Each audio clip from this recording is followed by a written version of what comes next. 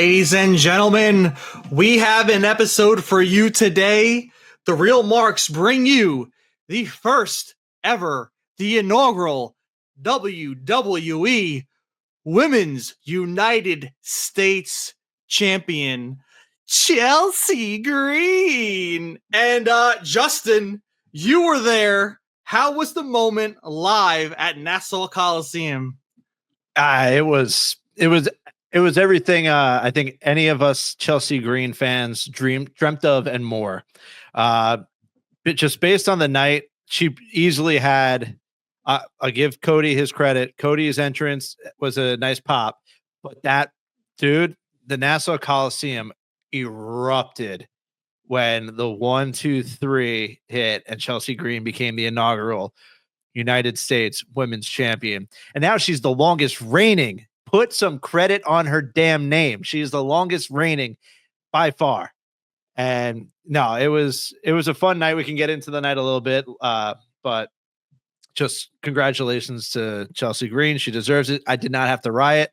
If you watched, you saw me in the background a few times right behind her, holding up my sign, pounding on my sign. Yeah, great time. Dude, I am so jealous. I was so close and just my parents had a party. It was the whole thing, but I'm so jealous. I wish I was there. I wish I saw Chelsea Green become the first and longest reigning U.S. Women's Champion of all time. Amazing. Like the most deserving champion that since Cody. Yeah, and I love the Long Island crowd. Like they know who to root for. You know, we kind of, replicate what the Long Island crowd enjoys and likes in professional wrestling. And you could hear from the initial get-go, like everyone was behind Chelsea Green. I guarantee if it was like in a normal setting, they would be booing Chelsea. But the only other thing is, like, I feel bad for Meechin, but like she doesn't have much steam behind her at this moment. So I feel like Chelsea was the only answer. I don't know if you felt, or Court, if you felt any part at all during that match that Meechin was going to win that. I knew Chelsea was steamrolling. I thought the finish was fantastic. And the jump off the top rope into the Unpretty Her was chef's kiss. I think it was a perfect way to put a stamp on the first ever U.S. women's title reign. I mean, it was literally once the entrance hit, I went to my buddy. I was like, all right, like within like the next 12 minutes, the moment is going to happen. The moment that I came here for is going to happen. And that's seeing her raise that championship. I guarantee you she wins. There's no ifs, ands, or buts. There's no questions in my mind. And then seeing her do the I for the Rough Rider, the place erupt. Like, come on, man. Like it was meant to be. And then I think I shared that image with you guys on X that when Chelsea Green was on Tough Enough, they show her arriving and they show the United States Championship is in the background, and then on another wall, it's Saturday Night Main Event banner. It's written in the stars, people. It is written in the stars. So, it was a great night. 6 seats. The whole event was pretty damn cool. I just wish I recorded Cody getting the package pile driver because that. Before we get into that, I want to keep Chelsea Green right now. Okay. Like, let's not. Come on, we're a Chelsea Green podcast. We're not getting into that yet. Let's simmer in the moment that we all wanted from the beginning of the United States Women's Championship tournament. Because to me, I think Triple H orchestrated that whole thing. He brought Chelsea Green into Tough Enough. He took those shots. He knew 10 years down the line. Storytelling right there. Yeah, I mean, he's a genius. The man is brilliant minded when it comes to professional wrestling, but I think she's got a very long title reign ahead of her. I can't see them, giving her a quick one. She deserves the hell out of it. And I love that Piper Niven isn't showing any signs of turning on her. I love them as a duo. I love their chemistry. Her holding up Chelsea Green. You can see how proud Piper was staring up at Chelsea, which was really cool for me. I really loved it. They gave her all the fireworks. It was, to me, such a special moment. And she did what you got to do when you win a championship. Went to Disneyland. So that was awesome to see too. That's amazing. just mentioning Piper, like when the lights went off and it went to commercial, like they shared like a hug in the center of the ring for a good, I'd say like 2 minutes. Just those two in the center of the ring, hugging, like embracing the moment. It truly was like awesome. Like, and her entrance, you just see all like the Chelsea Green signs. I should have bolded mine more. I didn't. It was really rushed. It was really spur of the moment with that sign. But here's what it is. Chelsea won, and that's all we needed. No, Yeah. those two like really fought to get to where they are. So it's like amazing to see like those two like in the middle of the ring, like fucking awesome. Like I mean, dude, she was Dewdrop. That was her name. Was Dewdrop. like this is like, oh, she looks like a dewdrop. Okay. Dude, and the program the two of them are going to put on for the U.S. title when one of them turns on the other is going to be epic, because you can already tell, especially just based off the Long Island crowd, right? People are falling behind the both of them. They're enjoying their antics. It's a matter of time before Chelsea Green is full face, even though she's going to try and I think she'll try and keep her gimmick, but maybe she, pulls the big turn on Piper. I don't think Piper's got the steam enough for people to fully turn on Chelsea if she were to drop her. So I think it would make more sense for Piper to turn on Chelsea, and it would elevate both of them in that way. The only thing that scares me is the return of Becky and Charlotte coming. I hope they just stay clear of Chelsea. I mean, if they want to get ran through, if they want the smack from Chelsea, then come get it.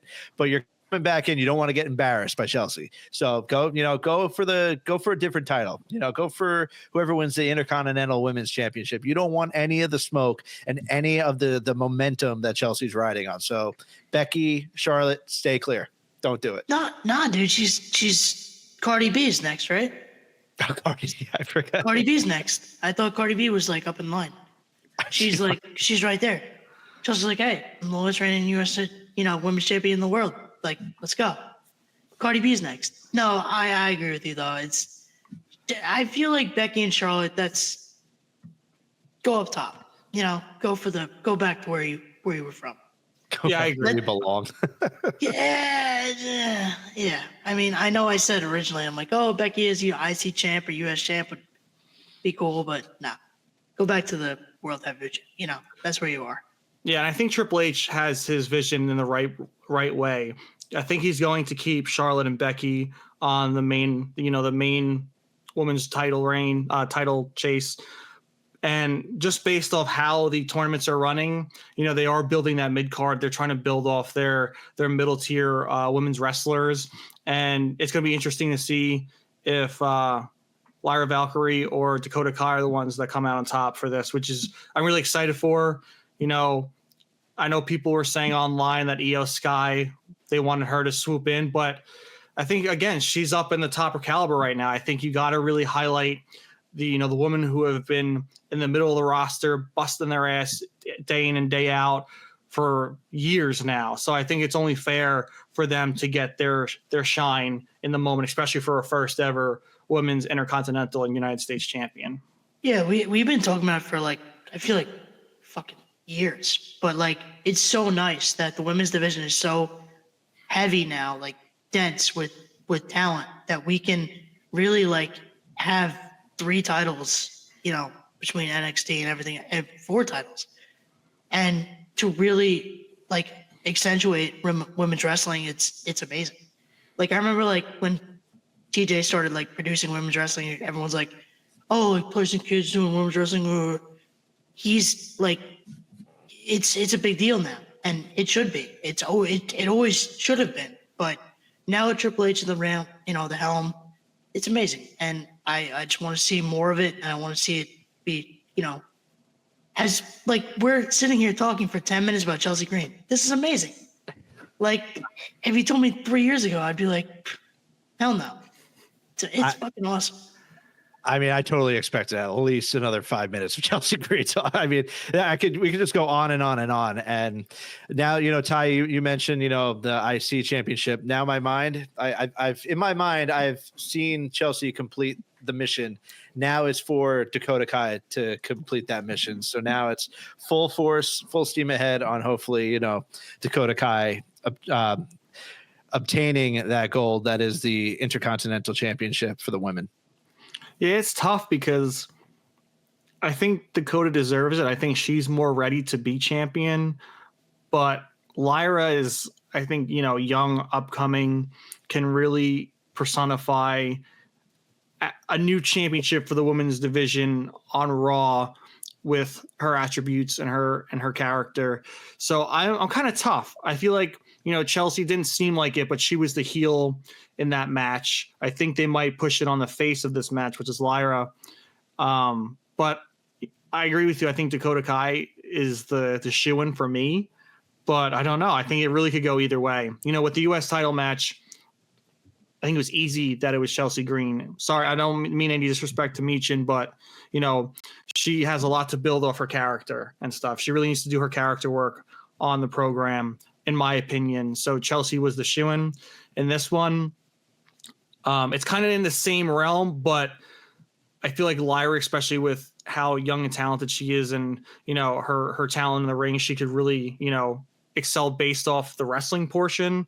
But I don't know. That's my opinion. Corey, you were ready to talk. What are you thinking? No, I agree with you. I think that the easy answer is Dakota, but Lyra is hot right now. Like it's awesome. But you have the heel in Chelsea, and I guess she's technically a heel. But in Long Island, she's a face. But I think when it comes to it, Lyra, I'm gonna go Lyra. But I don't know. It's very 50. Like everything you said, pretty much solidifies what I feel. So I'm right there with you. All right. Well, let's get into the next topic. Justin kind of brought it up, but we had Adrenaline and Kevin Soul. He packaged Piledrive, Cody Rhodes, sent them to the freaking hospital. Court. That was bars. Right? That was bars, dude. That was bars. Which hospital did he go to? Did he go to Nassau Community? He went to Nassau Community. Oh God, they do not take good care of people. That's no, bad. they don't. But Court, it's not great. I have a question for you. Oh God, it's very important. Okay. We all thought Cody was going to have at least a year on his belt as champion.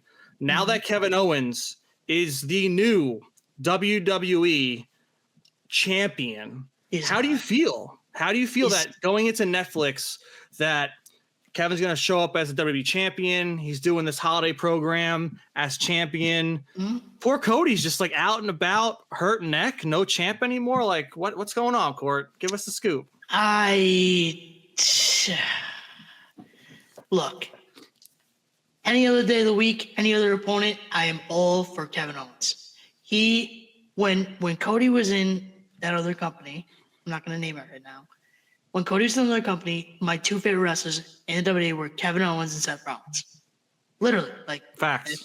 Ask my cousin. Facts. Like, and I love him.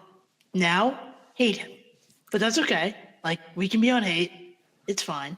But I don't know. I don't know where this goes now, because I thought that everyone's like Cody, especially you, Ty. Oh, Cody cheated. Yeah, Cody cheated. Good. Let him cheat. Let him be Homelander for 5 minutes. Let him do it. Let him have his little, heel tendencies for 5 minutes. It gives him so much more to work with. But in all actuality, he is still the champion. He's still the man. Kevin is killing this character like beyond. And notice I'm talking a lot about Kevin, not a lot about Cody. But Cody is the perfect person to do it to, because Cody is the John Cena and Kevin Owens is the Edge. He's Edge. They came up together. Well, not really, but whatever. They had a similar path, different times, but I don't know. I mean, my boy McAfee said it the best. If the reason he got on a plane was because he knew if the drones were coming down, Cody Rhodes was going to fight him. He's a fighting champion. He was ready to fight the drones. So he's ready. He's ready. I'll tell you what. There was Pat McAfee also got a huge pop. Like when he came out, he got a huge pop. But another big pop was the "we want more, one more," pile drive his ass again, and the "you deserves it" to Cody Rhodes. There were "you deserve it" chants at Cody while he was being stretchered off court. While he was being while Kevin Owens standing on Cody Rhodes' injured, dismantled body, holding up that title, the crowd was chanting for Kevin Owens, and there was a lot of "you deserve it" to Cody. Okay, we are. If you're watching this podcast or listening to this podcast from someone that is not on Long Island, you don't understand. We are like Philly. We are psychos. We love MJF. Like, there you go. We are actual psychos. Like, we love the stupidest shit. Like, we love chaos and we love pain and we love look at every sports team that is in this current area at this current moment. Do you know why no drones shut down in MetLife Stadium? Because no one touches down MetLife Stadium. No touchdowns.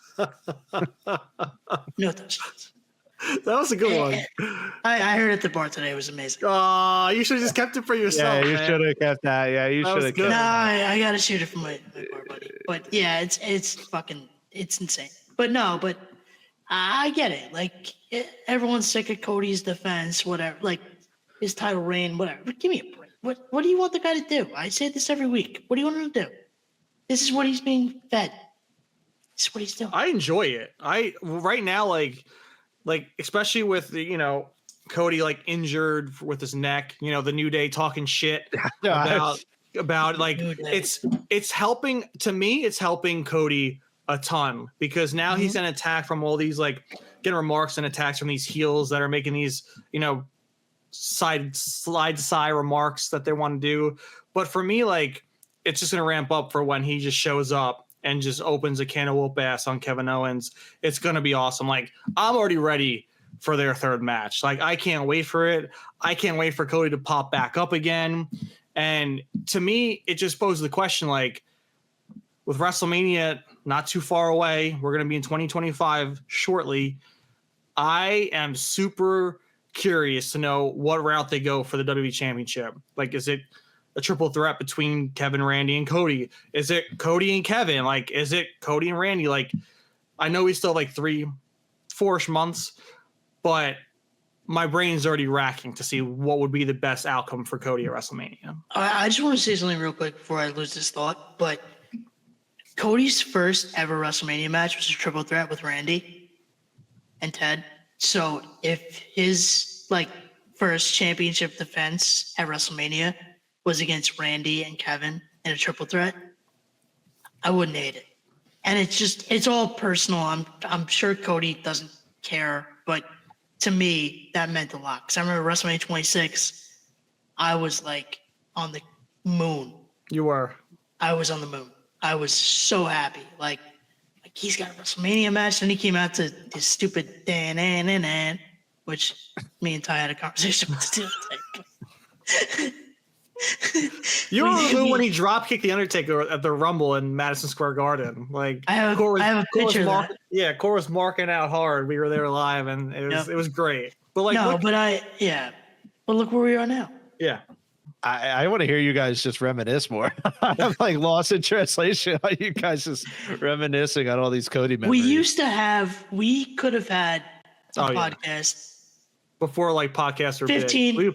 We talked years about ago. it. We had like 2 hours of phone calls every night. Yeah. We would go for hours. We were like 16, 17, 15, and we would just go and just talk about and riff and next thing you know, it's like 12 a.m., 1 a.m. I'm like, shit, we got school tomorrow. All right, peace. Let's do this again on Friday or Thursday, whatever it was back then. Yeah. Oh, man.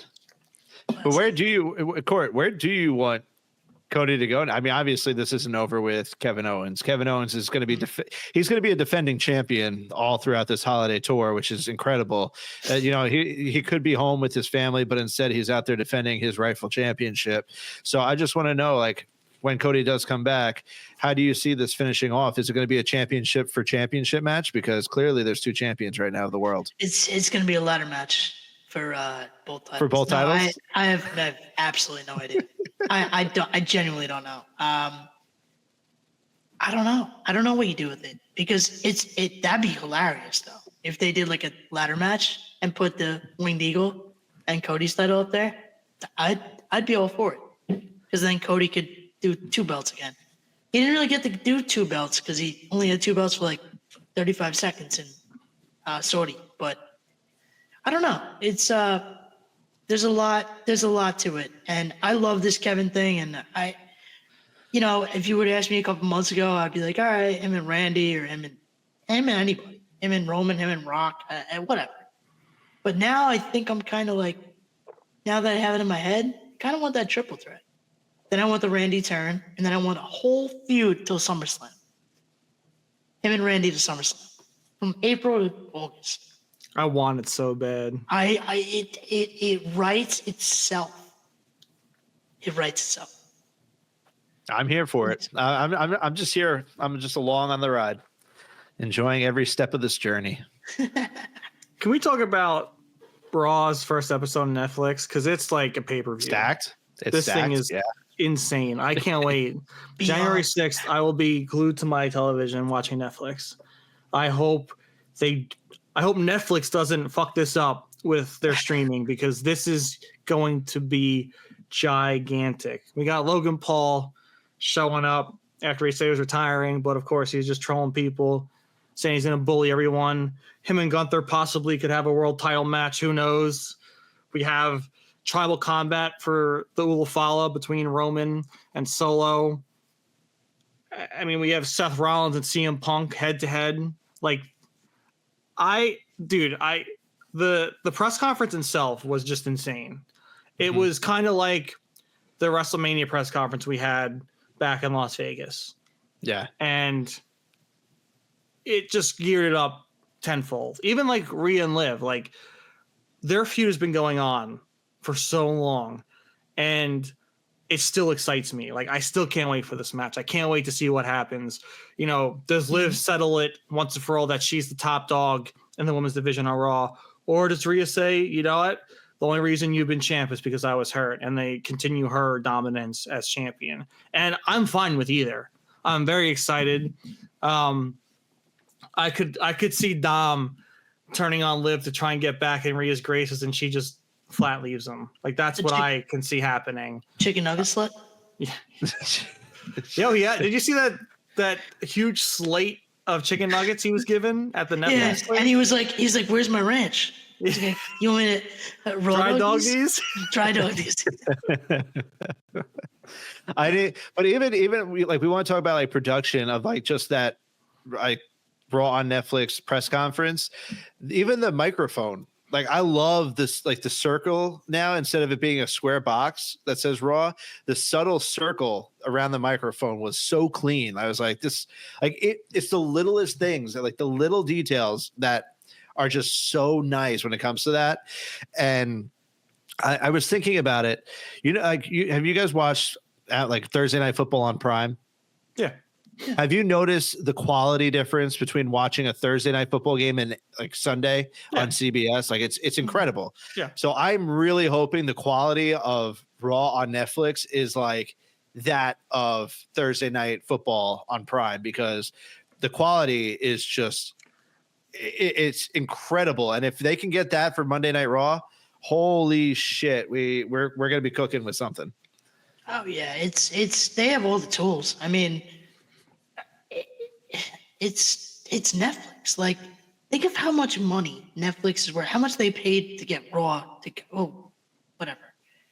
But it's such a fucking massive enterprise. Like, they have to do this right. They have to. I mean, I've been paying monthly for Netflix since 2012. Yeah, same. It's 12 years later, and every month they've just ripped money out of my pocket. Yep, it goes up. Yep. Yeah, I think it's at like $16 or $17. It used to be like, what, $7.99 when I first started paying? Yeah. When you could get You DVDs in the mail? DVDs in the mail. Yeah. Shit. We're that old, folks. Crazy. But I'm excited because, like, we're obviously going to get both SmackDown and Raw superstars on this show. I mean, they're going full out with this.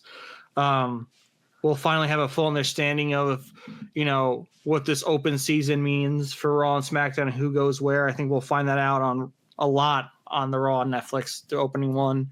Braun Strowman obviously came out, what was it, 2 weeks ago to fight Carmelo Hayes, that he's the new SmackDown hire, which I think it's good to keep the two monsters off the same show together, especially because like what else can you do with them?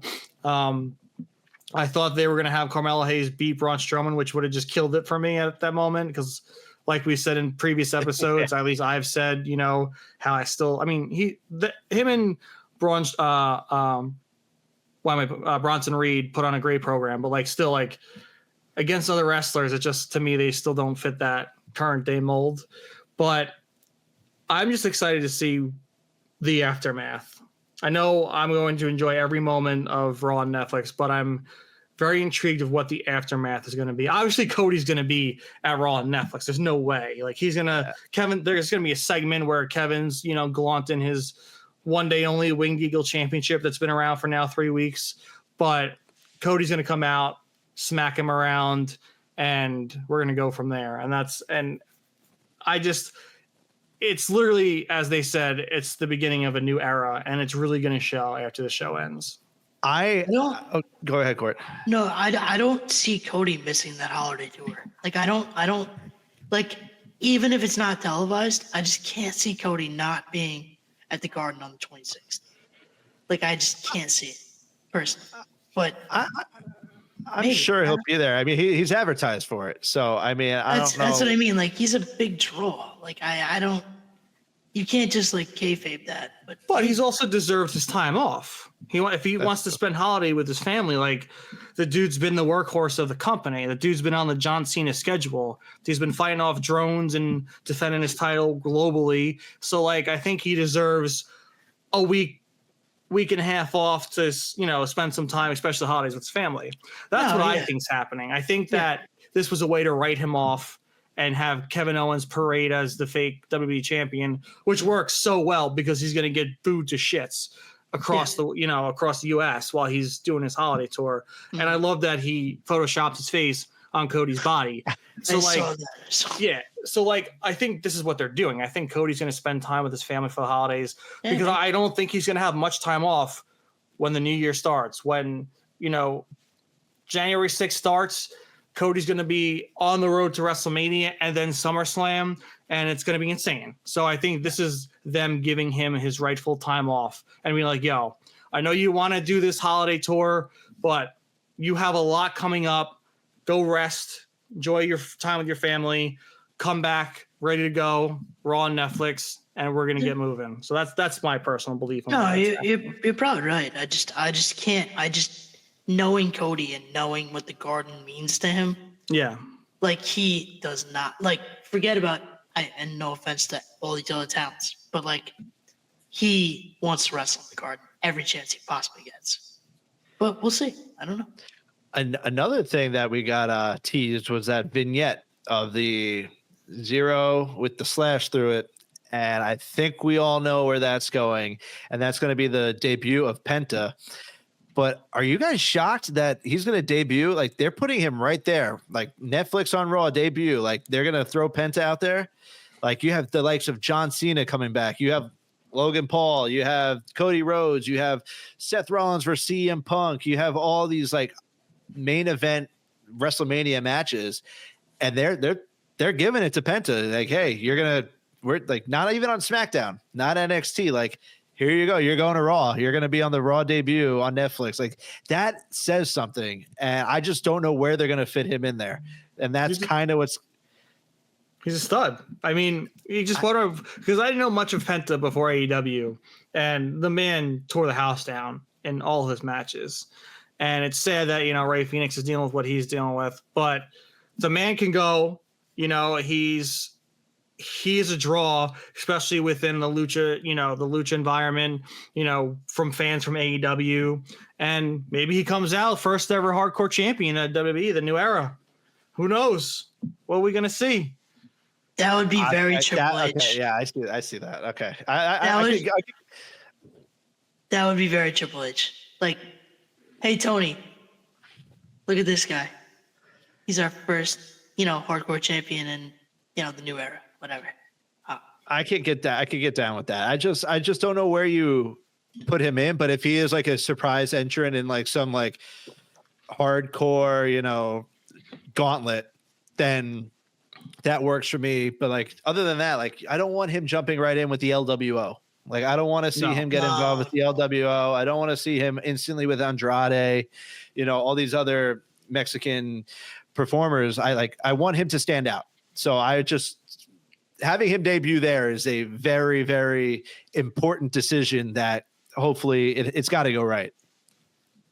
I think it will. Honestly, I think with his experience worldwide and just what I've seen from AEW, I have no question. I know Triple H has zero doubts on what he's doing. I think Penta's excited. It's a big break for him, and it's a make or break moment for him too, because the pressure's on, the camera's on you. You're getting a vignette for the most important day in WWE in a long time, and it's probably second to what the next WrestleMania is going to be. So I think he knows what the stakes are. I think he's probably super excited at the opportunity, and he's got an amazing roster to wrestle with, to have programs with. So I'm excited. I can't see it going bad. I think it's only good. And I think Tony's going to hold back Ray Phoenix even longer after he sees this. I hate the way that Tony's doing this stuff with Phoenix and Ricky Starks. It drives me crazy. I don't understand any of it. But Penta, I mean, that's going to be it writes itself. I mean, like you said, like he could go with anybody. You throw him in there with anyone in that whole roster, and he's going to kill it. So Triple H knows that, and it's over. Court, you just said he can go in the ring with anyone. For anyone listening that hasn't caught up on who Penta is, go back to Lucha Underground, where Pentagon Jr. faces off with Chelsea Green, aka Reclusa, and they put on a banger of a match. Incredible match. So please, if you haven't, this is like full circle. We got our girl from the beginning, Chelsea Green, and Penta, this new guy who's going to tear it down. If you don't know him, go watch what him and Chelsea Green did in Lucha Underground, and you'll be like, all right, let's do this, because this guy is going to tear it down. And just wait for Ray Phoenix to jump on board, because the Lucha Bros are they're bad motherfuckers. Sick, just sick. They're absolutely sick. I do want to talk about, Justin and I spoke about it a bit last week. We got World's End coming up in a week, and we had some things unfold on Dynamite.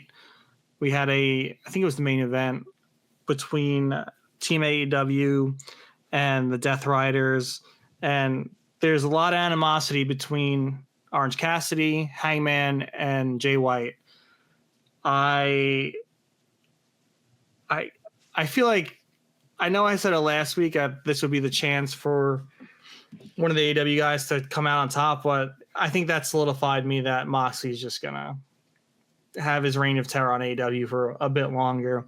I think especially with what's going on in WWE, I think Tony's going to, press the gas with Moxley. It just, to me, I have become a fan of that storyline, especially last night when I was watching it, or sorry, this is airing on a Friday, so 2 nights ago.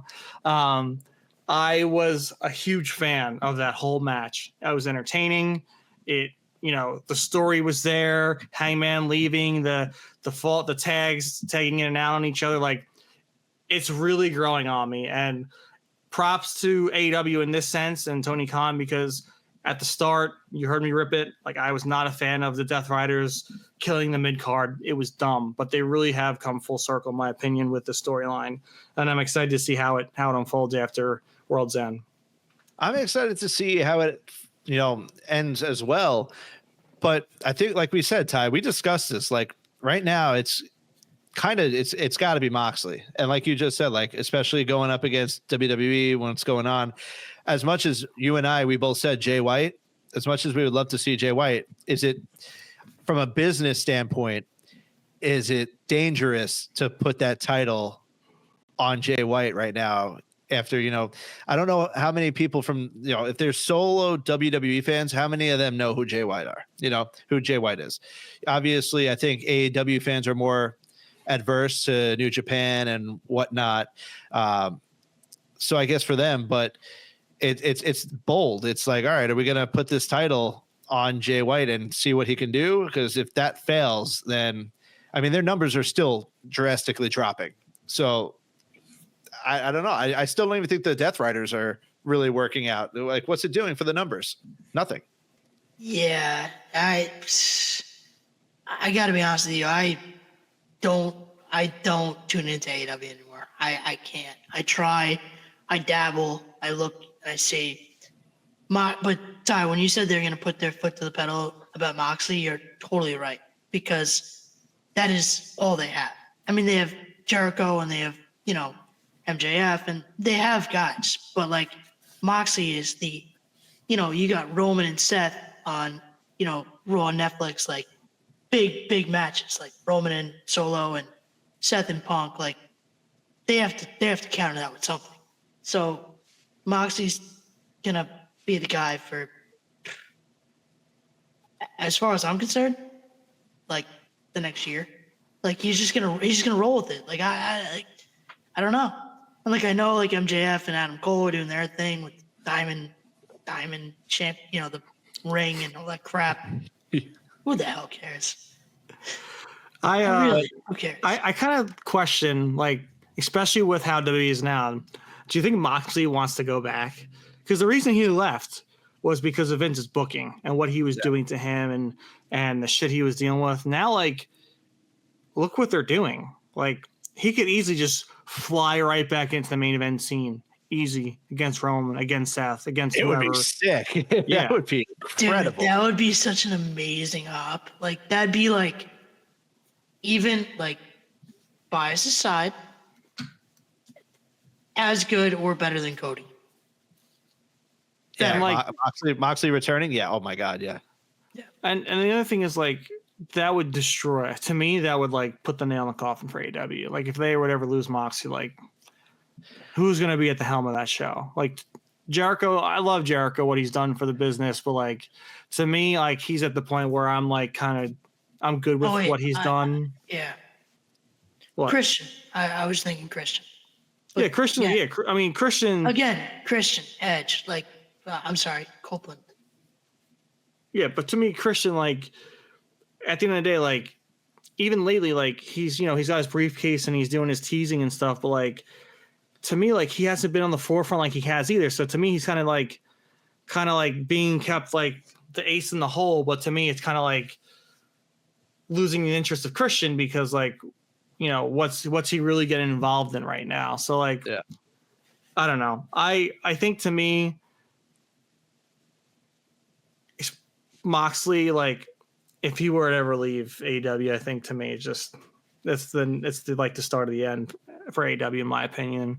Who knows? I think they're going to keep Moxley, try and keep him as much as they can, pay him a shit ton of money.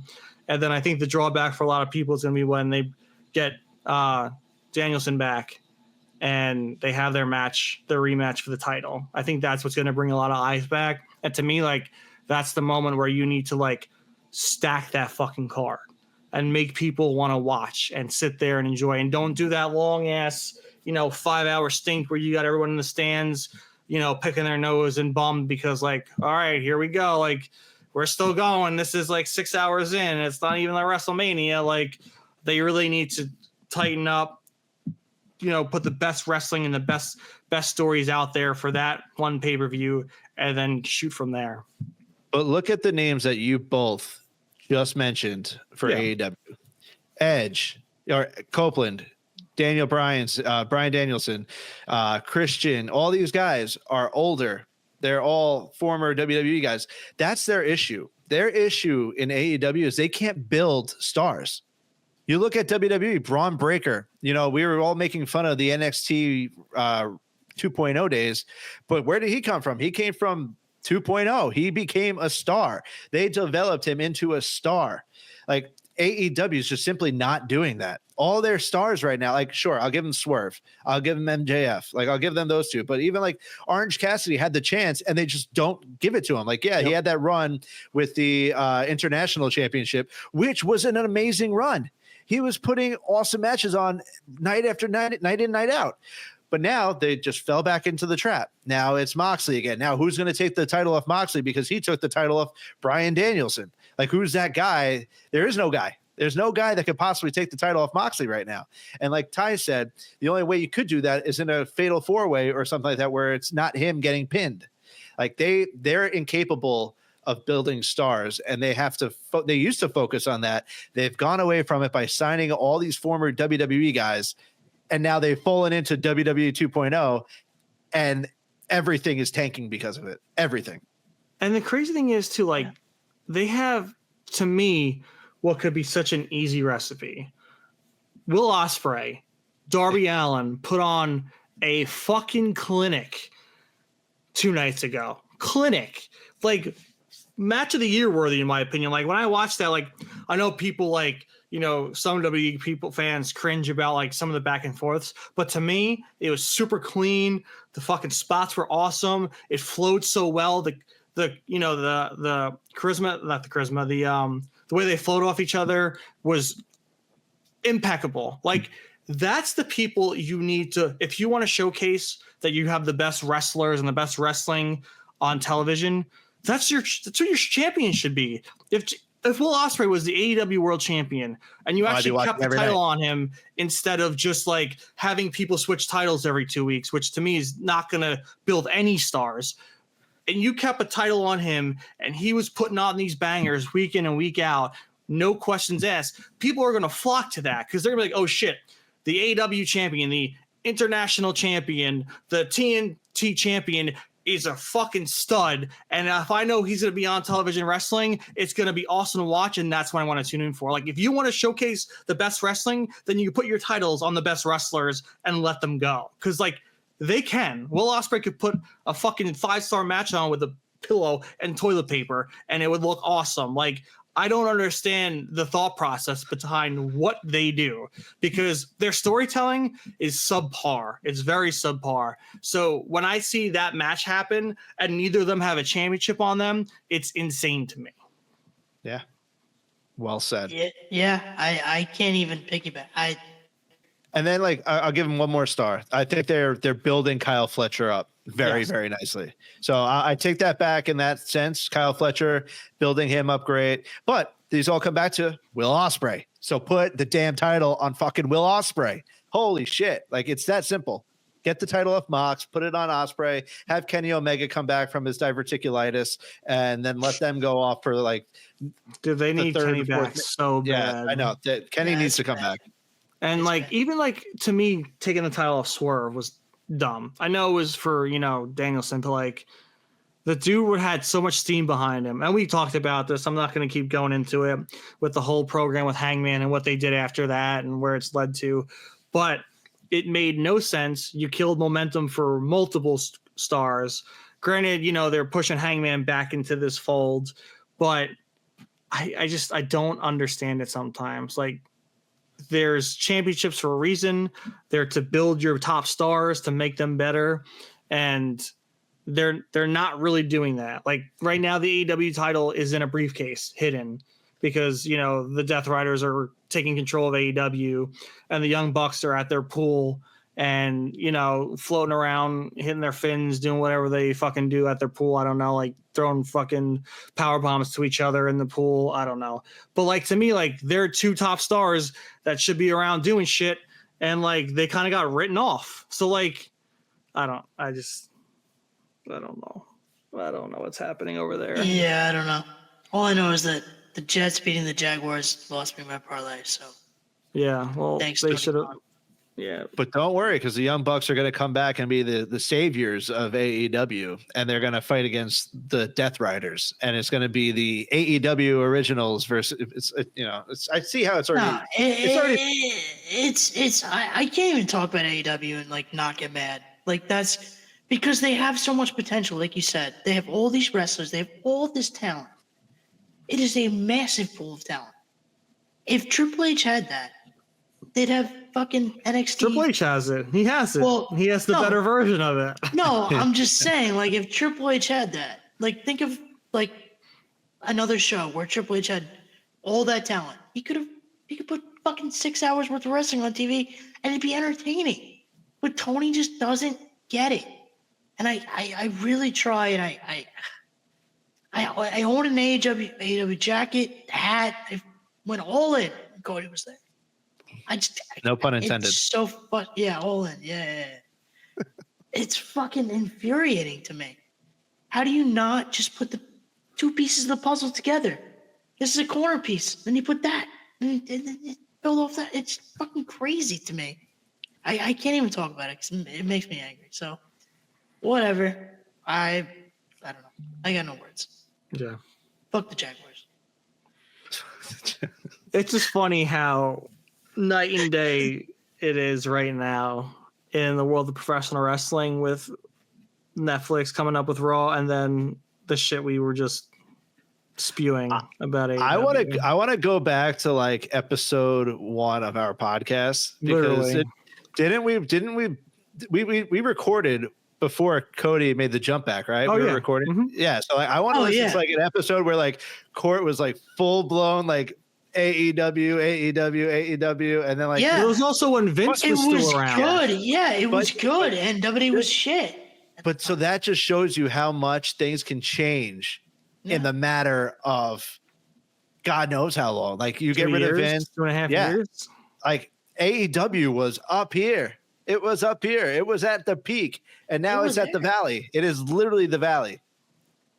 Crazy. It's just digging deeper and deeper as time goes on. They're not even in the valley. They're our second episode was did Veer Mahan come? That was our second episode. Like that was what WWE was dealing with. We had this huge program about Veer Mahan and when is he gonna come? And he fucking came. It was a short one. It was a little one, but he came all right. And it was awful. And he never showed back up in WWE. It was the worst come he's ever had in his life. So like to me, like that's where we were because that's what Vince wanted. Vince was like, look at this big guy. And, you know, he's Indian. So we're gonna showcase the Indians because we're going to go, you know, to India and do a show. So we got this big Indian who's going to come in and he's going to wreck it and he's going to be great. And like, it was, I would love if someone could give me a stat because I don't feel like looking it up. If this is a clip or someone's listening, let me know how many weeks/months, because it was months, that it took for Veer Mahan to finally come. That's all I care about. He was give me blue the ball stat. to the max, man. He was that man didn't come for a long time. He didn't come for a long time. Yeah, granted, that's because we had an out of touch billionaire who thought he could run the company better than his son-in-law and his daughter and had to step back in because he saw the success that was going on. He's like, well, I gotta come back in for the sale of this shit. Meanwhile, he just wanted to do creative again, but he couldn't justify that. Like, it's insane the trajectory the professional wrestling world has gone through in just like 2-3 years. It's crazy. Yeah. It's honestly insane. Yeah. Like we on this podcast, we discussed CM Punk debuting in AEW, and then we discussed CM Punk debuting in WWE within the matter of 2 years. Yeah. Like, what the fuck? That doesn't happen. That never happens. It's all because he punched Jack Perry in the face backstage and got fired. Like, what is going on? Because Tony Khan doesn't know how to run a company. How do you not control your talent to where they can't punch each other in the Dude, face? one of my favorite AEW moments is CM Punk just talking shit about Hangman and the Young Bucks and the EVPs and how they're fucking children and eating donuts. Like that was epic. Like CM Punk is the fucking man. Shits. He's like old man Logan in like AEW. CM Punk was like old man Logan. He is old man Logan. You're right. That's fucking a perfect analogy. He had those Wolverine sideburns. He did. In that presser, he definitely did. Yeah, he had those Wolverine sideburns. The only thing I can find about Veer Mahan, and it just said months. Months. It just says months. I can't find an exact amount of weeks, but months. That was my favorite joke. I was like, Vince, when's he gonna come? I'm waiting for it. I'm waiting for him to come. It's been all these months. This He is good showed up- shit. Good shit. I think he just showed up for 2 weeks and then he was gone. He had a program with Mysterios. That's what I got to. Yeah, I think it was like 2 weeks long. Maybe 3. Yeah. I'll give it 3 weeks. Yeah, it was horrible. It's just insane Oh my god. how things have changed. Crazy. Thankfully for the No, good. it's crazy. As a WWE lifer, I am very glad how things have unfolded and turned out. I'm happy for Triple H. I'm happy for WWE. I'm excited for this new era with Netflix. But I was a big fan of AEW, and I just wished that, they would have went the right direction. I don't know. I have this really nice AEW jacket. I can't wear it. I can't wear that. What can I talk about? What can I talk about? Who would have thought that currently, this day, TNA is outdrawing AEW? Yeah. Like, seriously, it's crazy. It's honestly mind blowing that TNA has taken this. It's like a revival of some sort. Like, I watched their last pay-per-view. It was awesome. I enjoyed the hell out of it. Joe Hendry becoming the #1 contender for their world championship. Hopefully they do the right by him. They have to. The Hardys look like they're back in like 2008. No, the Hardys look great. No, they look great. I thought they looked great against the system. I thought it was fine. It definitely wasn't any AEW matches that they were doing. No, I thought they looked fine. I agree with you there, but I am so over the Hardys. The Hardys? It's not Just in even general? funny. They just need to. Why? Because everyone thought you looked at Matt. No, We're kids. no, that's not everyone. There's one person who thought I looked like Matt Hardy. But no, when I watched the Hardys as a kid, and I loved them, high flying, no questions asked. They did what they needed to, hardcore. Like now, like they're just slower. They're older, obviously. Like they're the Hardys, but they're not the Hardys. They're like they are the actual people who were the Hardy Boys, but their heart, soul, their passion, their drive, what they did back then, their youth, like that was the Hardy Boys to me. Now it's just like this shtick that comes around every once in a while to get a pop. And granted, the TNA, tag team champions, and they're doing well in TNA, but that's not my Hardy Boys. It's just not. I just don't like. I'm happy for them, and they're still doing the craft, but like to me, I am so far away from that now.